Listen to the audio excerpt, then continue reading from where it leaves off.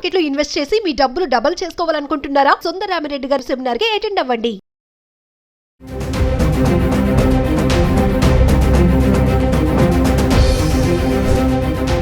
Hi viewers, India's largest digital media network Suman టీవీకి స్వాగతం. ప్రస్తుతం మనతో ఉన్నారండి general physician and psychologist doctor Madhu గారు.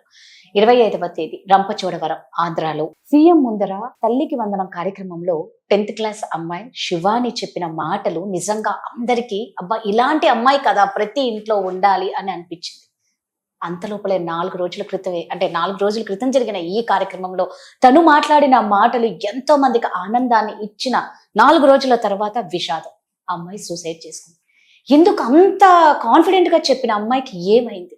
ఆ సూసైడ్ చేసుకోవాలన్న ఆలోచన ఎందుకు వచ్చింది? సో వీటన్నిటి గురించి మధు గారిని అడిగి తెలుసుకుందాం. నమస్తే మధు. నమస్తే అండి. నేను అన్నట్లు 4 రోజుల క్రితం తల్లికి వందనం కార్యక్రమంలో ఏపీ సీఎం చంద్రబాబు అంతమంది జనం మధ్య ఆ అమ్మాయి అంత కాన్ఫిడెంట్ గా నేను ఒక షైనింగ్ స్టార్ అవుతాను అని చెప్పడం అనేది అంత ఈజీ కాదు. నిజంగా అలాంటి పిల్లలు చాలా అరుదుంటారు. నిజంగా ఆ అమ్మాయి కళ నెరవేరలేదు, పేరెంట్స్ కళ అంతకన్నా నెరవేరలేదు. సూసైడ్ చేసుకుంది. అసలు సూసైడ్ చేసుకోవడానికి కారణం ఏంటి? ఎందుకు వాళ్ళు అంత కాన్ఫిడెన్స్ లెవెల్ అన్ని ఎందుకు డౌన్ అవుతాయి? చాలా మంది పిల్లల్లో ప్రతి ఒక్క బిడ్డకి ఈవెన్ ఒక గోల్ ఉంటుంది, దాన్ని సాధించాలి అన్న ఆశ కళలు కూడా వాళ్ళకు ఉంటాయి. అలా ఉండబట్టే వాళ్ళు స్కూల్కి వెళ్తున్నారు, చేస్తున్నారు ప్రయత్నాలు అన్నీ. బట్ ఇక్కడ ఏమవుతుందంటే మనం ప్రతి చోట ఎలా చదవాలి, ఎలా ఉద్యోగం తెచ్చుకోవాలి ఇలాంటివే నేర్పిస్తున్నాం. బట్ లైఫ్ స్కిల్స్ అనేటివి పిల్లలకి నేర్పించట్లేదు, ఏ స్కూల్లోనూ నేర్పించట్లేదు. దానికంటూ ఒక సపరేట్ కోచింగ్ సెంటర్స్ కూడా లేవు.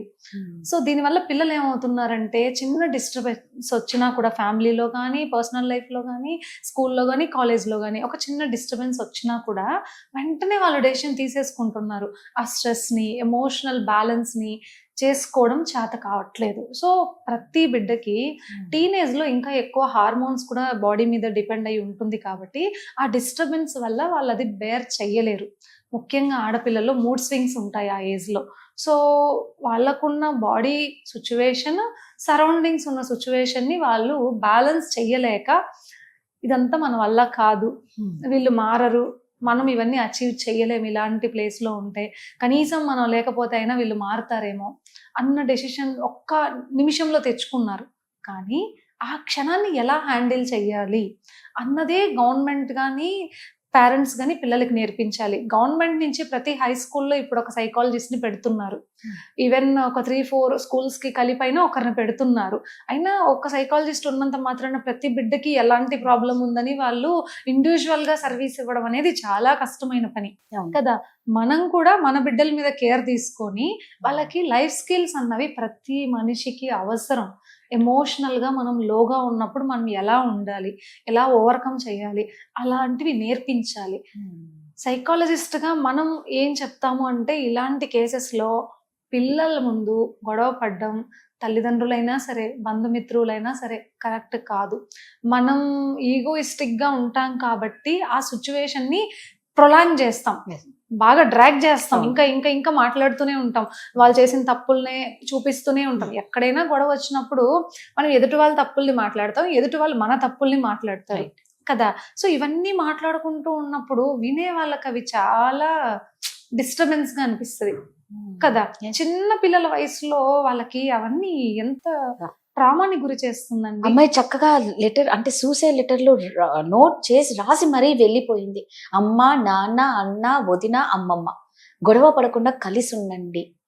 తనకు అందరూ ఇష్టం కదా, విడిపోతే చూడలేదు కదా. తను ఇంత మంచిగా లైఫ్ ని నేను ఇలా డిజైన్ చేసుకోవాలి అని ఆలోచించిందంటే తనకి అబ్సల్యూట్లీ మంచిగా పాజిటివ్ మైండ్ సెట్టే ఉంది, మోటివేషన్ ఉంది కాబట్టే తను అంతమందిలో చెప్పగలిగారు అంత ధైర్యంగా.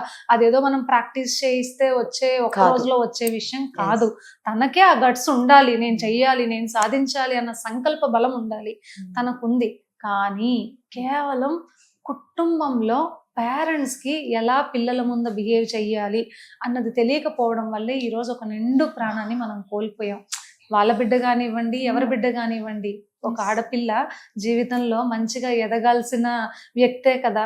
తను ఒక మంచి వ్యక్తి అయ్యి ఉండింటే రేపు పొద్దున మన దేశానికి ఎంత గర్వకారణం. ఈ రోజు ఒక అమ్మాయి మిషన్ సెలెక్ట్ అయిందని అందరు చెప్పుకొని ఫోటోలు వేస్తున్నారు కదా.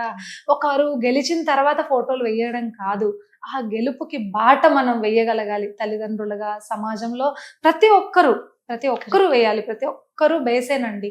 ప్రతి మనిషి షేప్ అవ్వాలంటే సమాజము, కుటుంబము, తల్లిదండ్రులు, స్కూల్, పీర్ గ్రూప్, ఈ 5 ఖచ్చితంగా సపోర్ట్ చెయ్యాలి. అప్పుడే ఆ మనిషి కరెక్ట్ గా గోల్ ని రీచ్ అవ్వగలుగుతారు. సొసైటీ సపోర్ట్ చేయకపోయినా, తల్లిదండ్రులు సపోర్ట్ చేయకపోయినా, పీర్ గ్రూప్ కరెక్ట్ గా లేకపోయినా, స్కూల్ కరెక్ట్ గా లేకపోయినా, ఈ 5 పిల్లర్స్ లో ఏ ఒక్క మిస్టేక్ జరిగినా కూడా ఆ బిడ్డ తన గోల్ ని అచీవ్ చేయలేదు. అవునా కాదా? ఖచ్చితంగా, నిజంగా. పీర్ గ్రూప్ ఇన్ఫ్లుయెన్స్ ఉంటే వాళ్ళు తాగుబోతులు తిరిగే వాళ్ళు అనుకోండి, చదువు మీద ఫోకస్ ఉంటుందా? తల్లిదండ్రి తాగుబోతాయి గొడవ పడుతుంటే చదువు మీద ఫోకస్ ఉంటుందా? సొసైటీలో ఎంతసేపు నీకు తల్లిదండ్రులు లేరురా, నువ్వు ఒంటరివాడివిరా, నువ్వేం సాధించలేవురా అని సొసైటీ అంటుంటే చదవగలుగుతారా?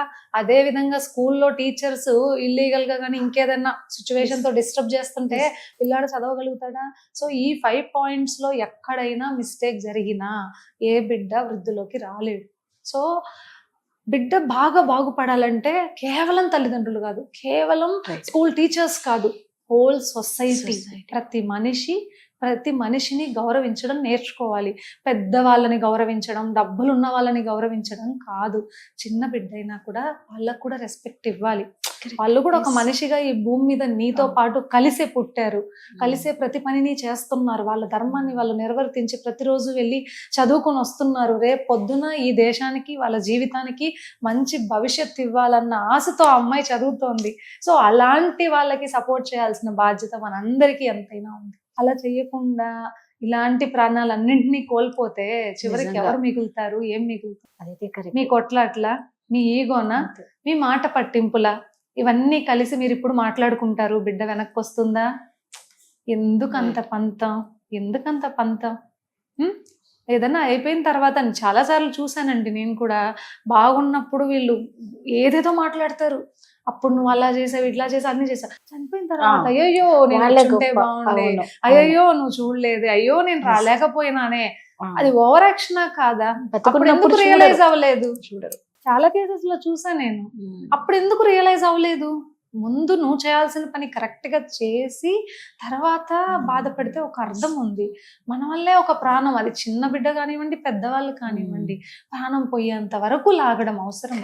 మీ గొడవ జరిగేటప్పుడు చుట్టూ ఎవరున్నారు, ఏముంది, వాళ్ళ పరిస్థితి ఏంటని ఆలోచించాలా. అందరూ ఒకలాగా తీసుకోలేరండి పిల్లలు. చాలా మంది పిల్లలు డిస్టర్బ్ అవుతున్నారు. కేవలం ఆ అమ్మాయి ఒక్కటే కాదు, చాలా మంది ఇలా తాగేసి తండ్రి పిల్లలు గొడవ పడడం వల్ల ఆ మధ్యలో ఉన్న పిల్లలు నలుగుతున్నారు. ఇన్ఫాక్ట్ నేను చాలా మందిని లైవ్ గా చూశాను. వాళ్ళు వచ్చినప్పుడు కూడా పిల్లల మధ్యలో నలుగుతుంటారు, అమ్మా తిను అని వాళ్ళు అడుక్కుంటుంటారు. ఈవిడ అతని మీద కోపంతో ఈవిడ తినదు, మధ్యలో డిస్టర్బ్ అవుతుంటది. ఎవరు?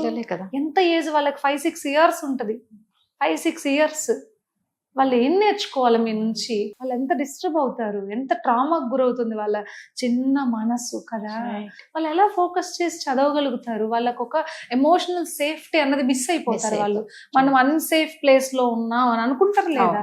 కాబట్టి ఎక్కడా కూడా కానీ మీరు పిల్లలకి కరెక్ట్ గా time, effort, care, values everything ఇవ్వగలను అనుకుంటేనే కనండి, లేదా వద్దు. లేకపోతే నిజంగా బంగారం లాంటి జీవితాన్ని మీరు అలా జీవితాన్ని ఇచ్చినట్టే ఇచ్చి చేతులారా పోగొడుతున్నారని అనిపిస్తుంది. థ్యాంక్ యూ అండి.